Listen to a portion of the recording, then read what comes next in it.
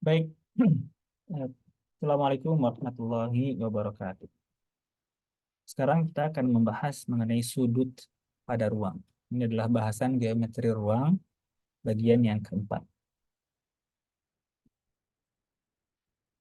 Nah, sudut-sudut yang dimaksud pada ruang bisa merupakan sudut yang dibentuk karena interaksi dua garis, interaksi garis dengan bidang, atau interaksi dua bidang. Ya, penentuan sudut-sudut pada ruang memanfaatkan konstruksi bangun datar utamanya segitiga. Jadi ketika nanti kita mencari besar sudut, ya entah interaksi dua garis, interaksi garis dengan bidang, interaksi dua bidang, kita akan membentuk sebuah segitiga sketch. Kita sketch segitiga untuk menggambarkan, oh ini loh sudut yang dimaksud.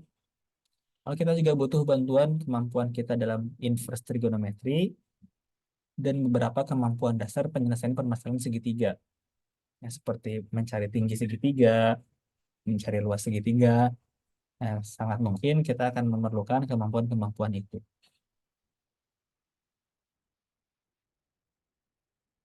Nah, sudut itu ciri-cirinya tentu ya, adanya titik sudut, titik pertemuan. Titik pertemuan antara dua sinar atau dua garis. Nah, besar sudut adalah perbandingan ukuran jarak bukaan suatu garis. Ya, ya ini mungkin sudah sempat kita bahas sebelumnya ya. Derajat itu apa, radian itu apa. Kita sudah sempat bahas.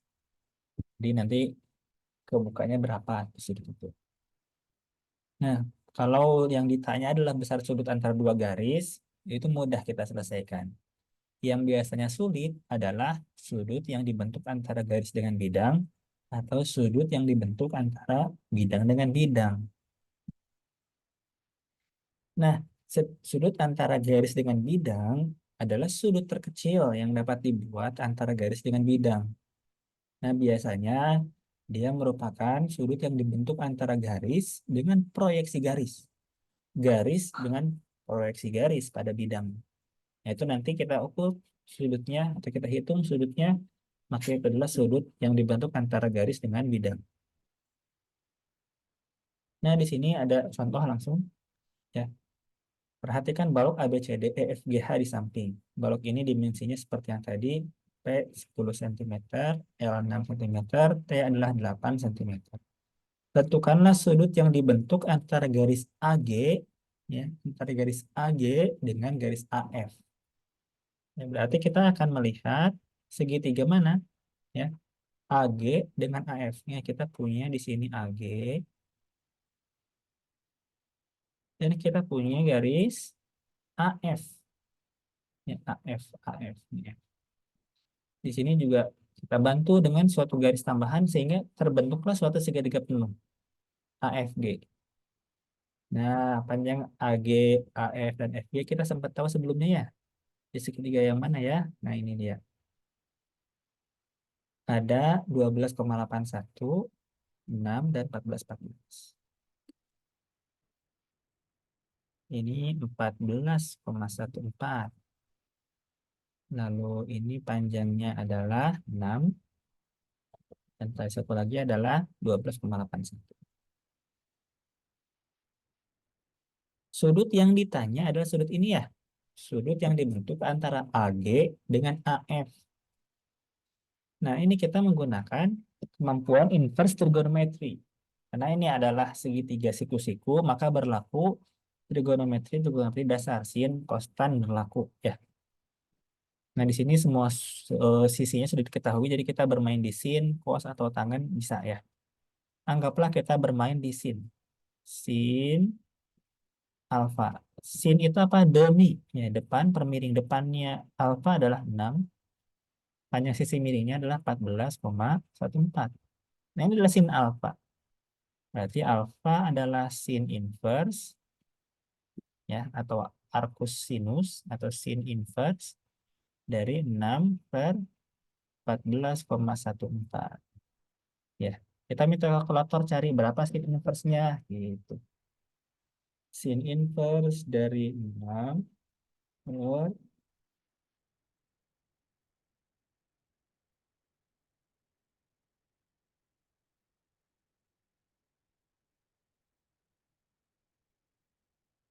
Nah, di sini dikasih tahu ternyata besar sudut alfa adalah 25,1 derajat.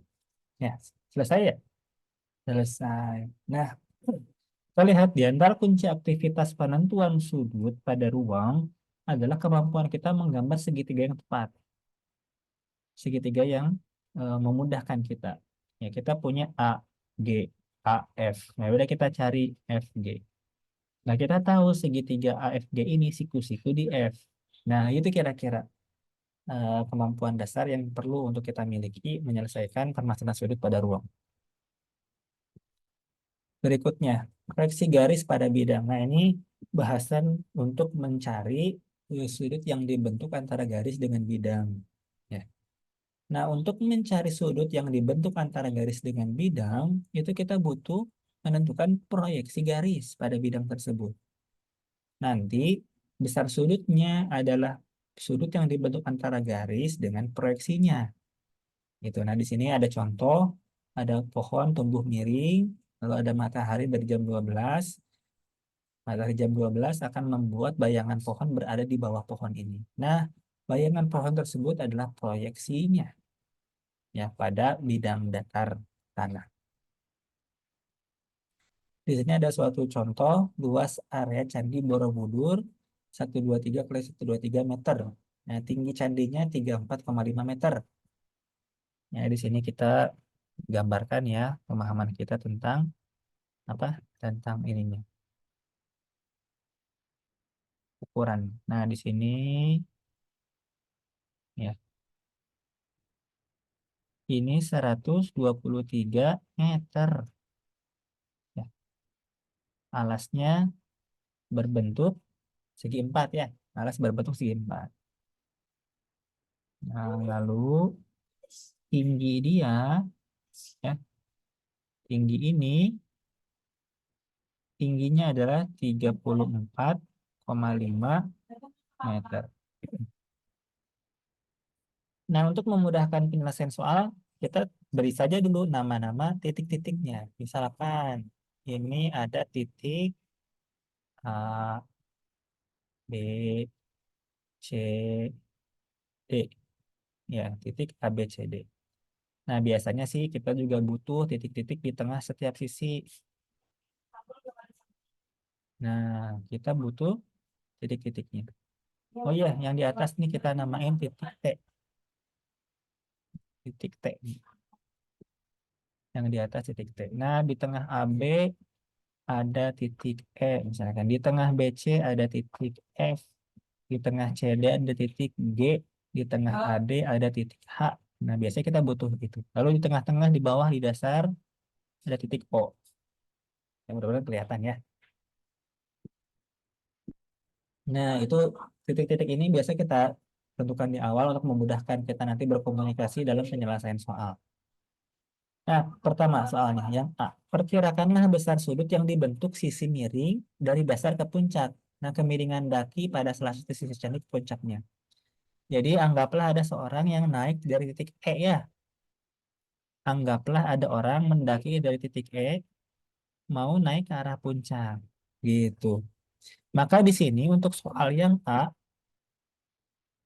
kita punya segitiga TOE ya. TOE. Ini TOE. Nah, yang ditanya adalah sudut alfa ini. Jadi ketika ada orang mendaki ke sana, dia mendaki dengan kemiringan atau elevasinya apa? Kemiringannya, pendakiannya dia berapa derajat? Begitu. Altitud apa? Saya lupa nama sudutnya apa. Alfa di sini misalkan kita namain alfa. Oke, panjang TO kita tahu itu adalah tinggi si tinggi candi ini, yakni 34,5 meter. Ya, sedangkan panjang OE, ya O ke E, nih. O ke E ini adalah setengah dari E ke G. E ke G itu sama dengan AD, sama dengan BC, ya. Nah, itu E ke G. Nah, setengahnya berarti setengah dari 123. 123 per 2 itu adalah 61,5. Ini 61,5 meter. Nah, yang ditanya adalah alfa. Oke, di sini karena segitiga siku-siku berlaku trigonometri yang dasar. Di sini data dari alfa yang diketahui adalah depan dan samping. Depan per samping berarti kita bermain di apa yang depan per samping? Tangan. Ya, tangan alfa adalah depan per samping. Tangan alfa adalah 34,5 meter per samping. Sampingnya si alfa ini adalah 61,5 meter. Nah, ini letak alfa. Kalau yang ditanya adalah alfa, berarti arkus tangan. Arkus tangan dari 34,5 per 61,5. Nah, kita minta bantuan kalkulator untuk menentukannya. 34,5 dibagi 61,5. Lalu kita tambahkan tan inverse. Nah, di sini keluar hasilnya adalah 29,3 derajat. Ini yang A. Lalu berikutnya yang B. Perkirakanlah besar sudut daki jika pendakian dilakukan dari sudut alas candi. Alias di sini kayaknya ada orang yang mencoba mendakinya misalkan A ke T.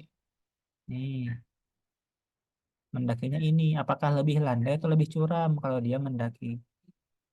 Nah, maka kita akan membuat segitiga AOT ya. Kita punya segitiga AOT. AOT. AOT. Nah, T ke O kita tahu itu adalah tinggi segitiga 34,5 meter. Nah, panjang A ke O.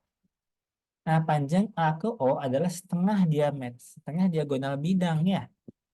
Jadi, diagonal bidangnya kan AC itu. AO itu setengahnya. Oke, kita cari aja dulu. AC adalah diagonal bidang. Berarti ini 1, 2, 3 kuadrat. 1, 2, 3 kuadrat ditambah, bentar ya, kita hapus. Ditambah 1, 2, 3 kuadrat diakarkan. Maka AC adalah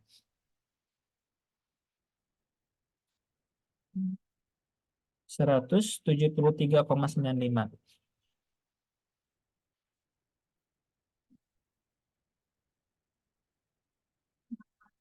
Nah, itu adalah AC, 173,95.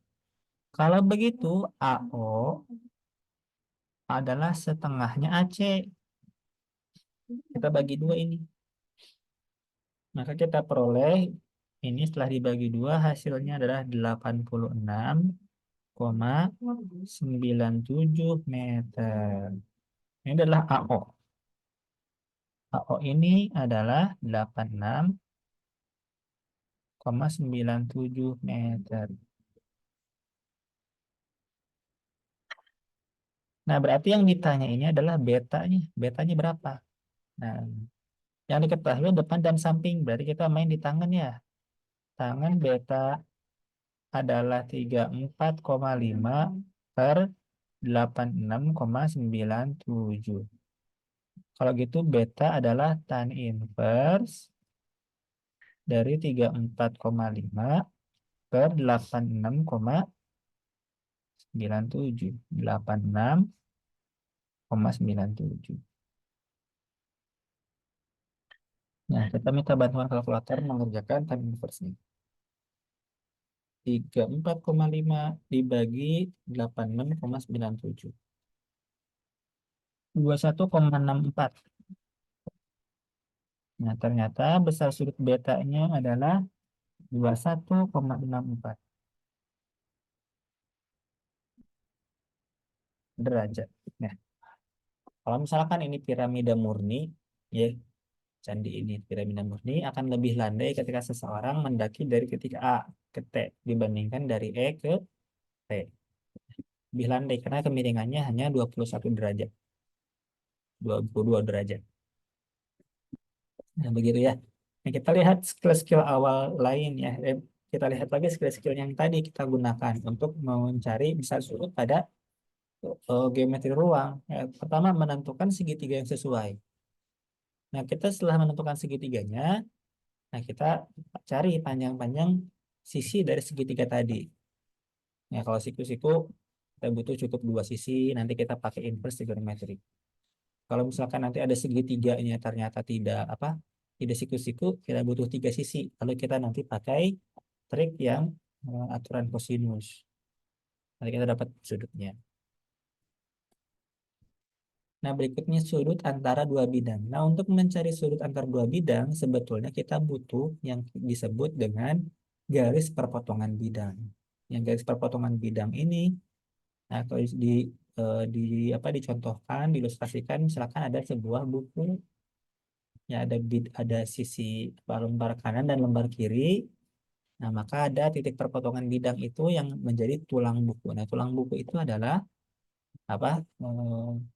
Garis perpotongan bidang. Nah, ketika kita mencari sudut yang dibentuk antara dua bidang, kita butuh garis perpotongan tersebut ya, untuk menentukan besar sudutnya. Nah, di sini sudut V yang dicari ya, fisika ini sudut V.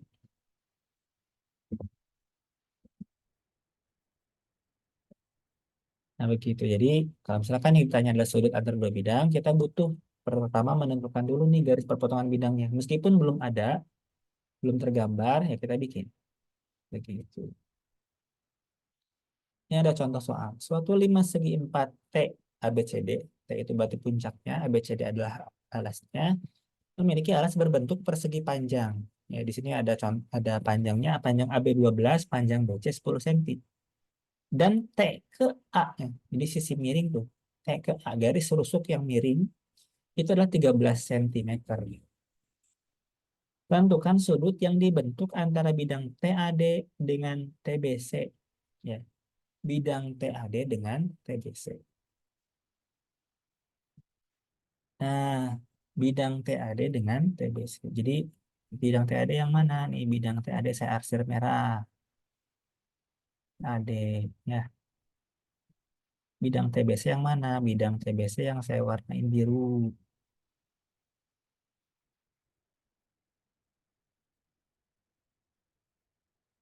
Nah, garis perpotongan bidangnya adalah garis ini nih sebetulnya nih. Ada garis. Sebetulnya itu cuma karena pertemuannya di titik, kita agak sulit menggambarkan adanya garis ini. Ya, nah, yang ketika yang ditanya adalah sudut TAD, berarti yang ditanya nih ilustrasinya. Nah, sudut alfa ini yang ditanya nih berapa?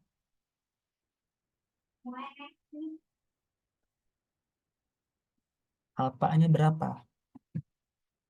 Nah, kita balik lagi ke kemampuan pembentukan segitiga untuk menyelesaikannya. Nah, kita butuh segitiga TPQ di sini. T, P, P, Q.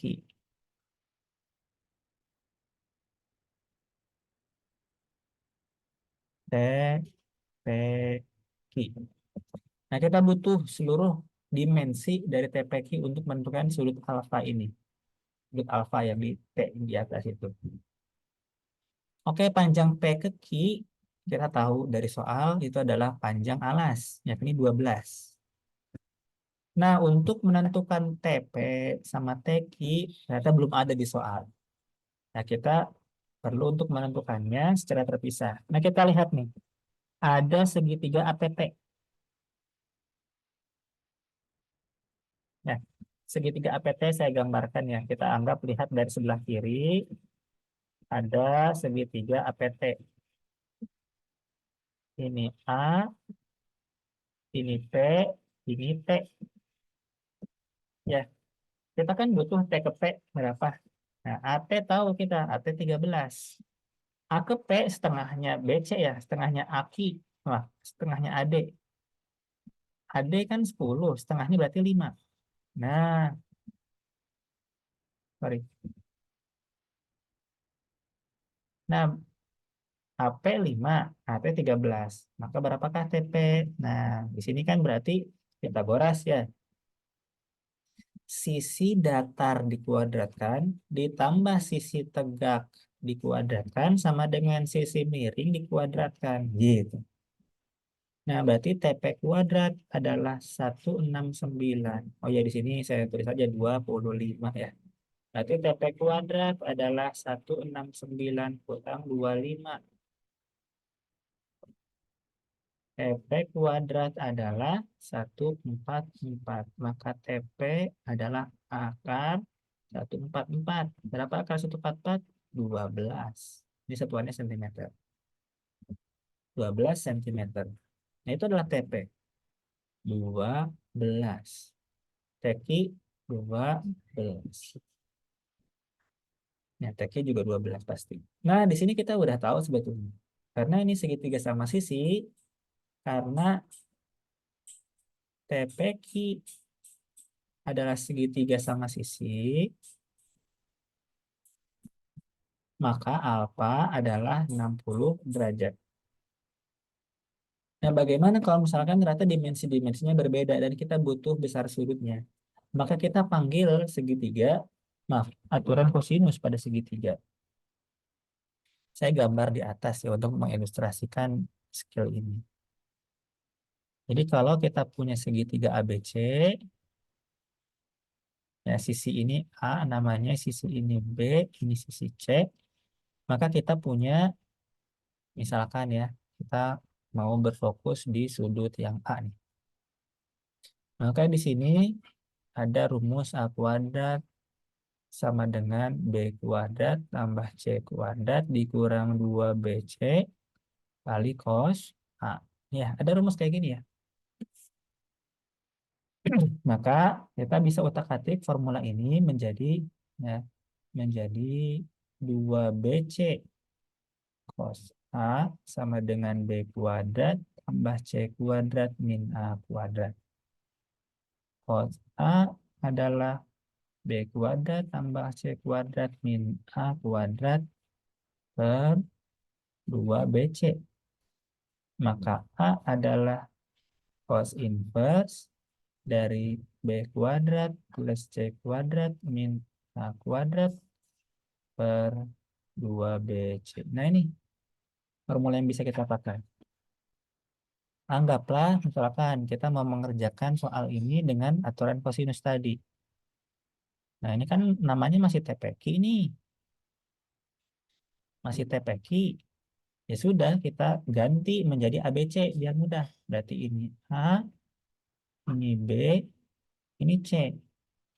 Ya, kita butuh ini kan sudut A ini 12, 12, 12. Berarti ini C sama dengan 12. B 12.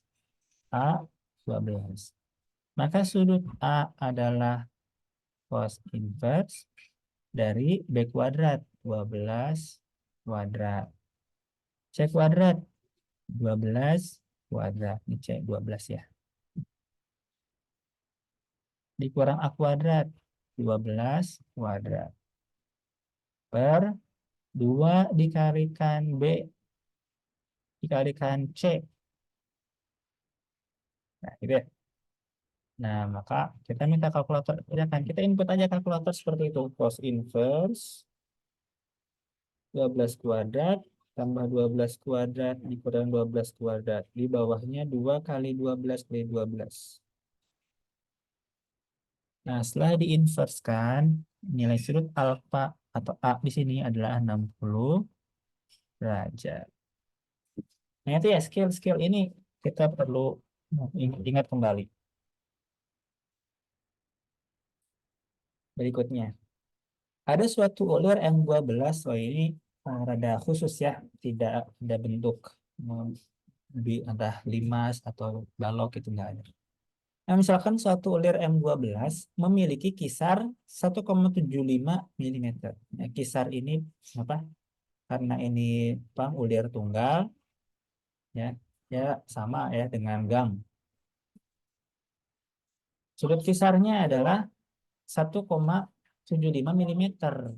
Alias kalau misalkan baut ini di misalkan baut kita putar sekali berarti dia turun atau naiknya 1,75 mm. Ya kebayang ya diputar sekali kan turun tuh lama-kelamaan turun. Nah, baut ya. dikencengin, lama-lama kan turun. Nah, ini satu putaran, itu turunnya 1,75 mm. Ditanya, tentukanlah besar sudut kisar ulirnya, atau dalam istilah lain namanya helix angle. Nah, di sini kita punya segitiga, ini nih. Nih, kita namain deh A, B, C. Nah, kita punya segitiga ABC.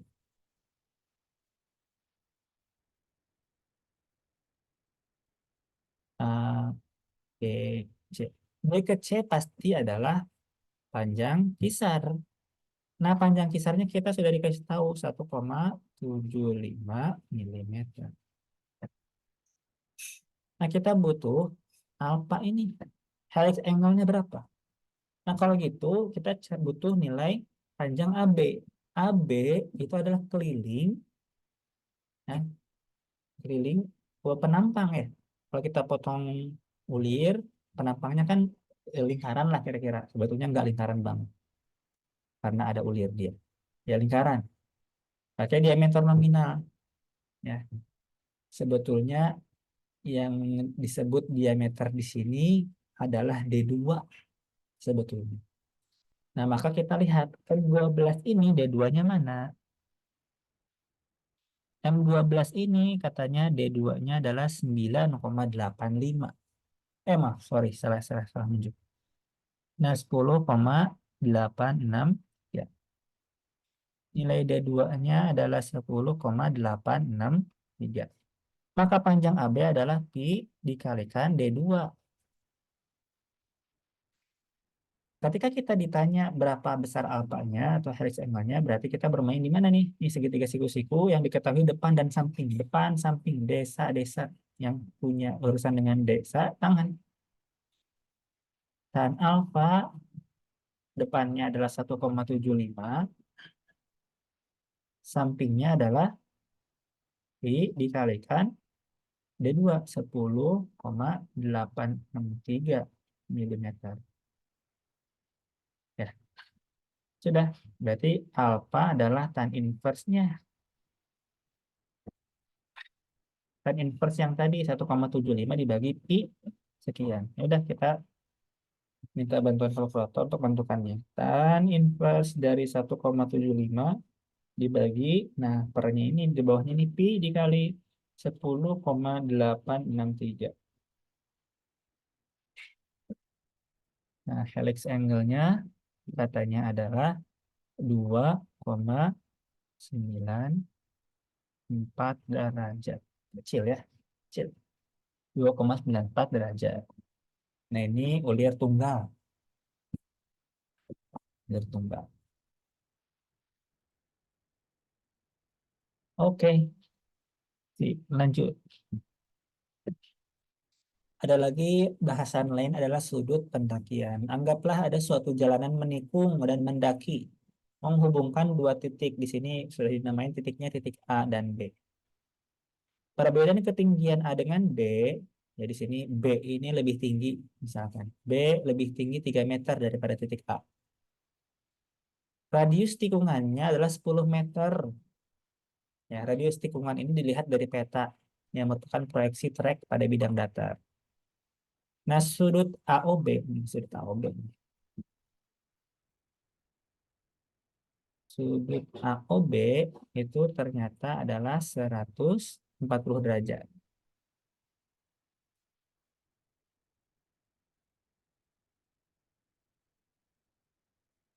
Sudut AOB adalah 140 derajat. 140 derajat. Tentukanlah sudut pendakiannya. Jadi ini ini saya ambil dari kasus nyata ya di sini. Di sini kalau misalkan kita lihat maps-nya, ini ada tulisan panorama 1 si tinjau Lawit. Ini contohnya ya. Ini gambar di maps nih. Jadi kalau kita lihat di sini ada apa? Trek yang mendaki menikung dan curam. Ya, ya ada orang naik dari bawah ke atas. Nah, di sini sebetulnya nanti kita akan belajar kalau misalkan kita mengamati kendaraan-kendaraan besar yang mendaki, dia lebih memilih apa? Lebih memilih trek yang lebih luar karena nanti jatuhnya lebih landai. Sedangkan kalau motor atau mobil yang penggerak roda belakang cenderung berani bermain di trek yang dalam tikungan. Nah, kita coba kerja. Di sini berarti kalau misalkan kita menggambarkan ya, menggambarkan pendakiannya, berarti dia sedang mendaki dari titik A ke titik B yang perbedaan ketinggiannya adalah 3 meter.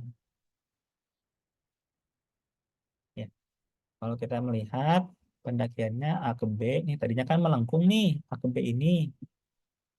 Nah, itu tingginya 3 meter. Nah, yang kita lihat di peta ada B dan B aksen. Nah, yang ada panjang A ke B nih, panjang A ke B ini adalah suatu busur ya. Busur dari A ke B aksen. Berapa? Nah, panjang busur rumusnya adalah theta per 360 derajat dikalikan pi D. Betul ya? Nah, berarti SAB aksen adalah 140 derajat per 360 derajat dikalikan pi. Nah, diameter. Diameter tikungan ini adalah 2 radius. Radiusnya 10 meter, berarti diameternya adalah 20 meter. Maka panjang busur S ke AB aksen adalah 140 derajat dibagi 360 derajat dikalikan pi dikalikan 20.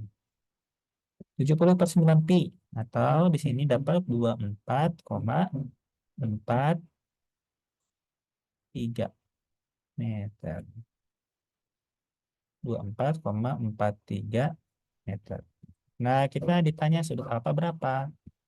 Oke, berarti ini tan alfa adalah depan per samping. 3 meter per 24,43 meter. Maka alfa adalah tan inverse dari 3 meter per 24,43 meter.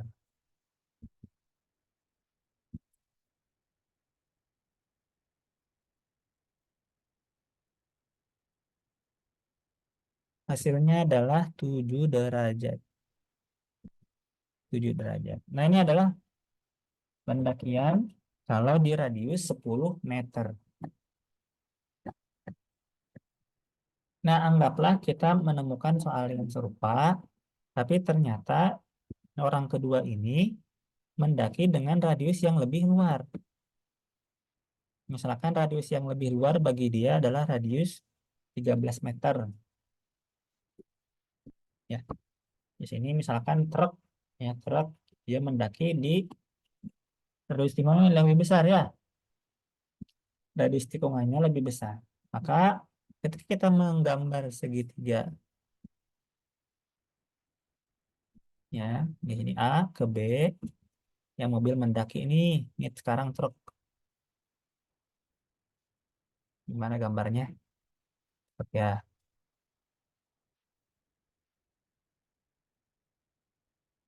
ya truk mendaki. B ke B aksen ketinggiannya adalah 3 meter ya. Sedangkan A ke B aksen tadi besar busur A ke B aksen. Ya busur ini yang lebih besar nih, radius yang lebih besar. Nah, ini radiusnya 13 meter yang hitam ini. Berarti besar busur AB aksen adalah sama ya tadi theta per oh ya S itu adalah theta per 360 derajat dikalikan pi D.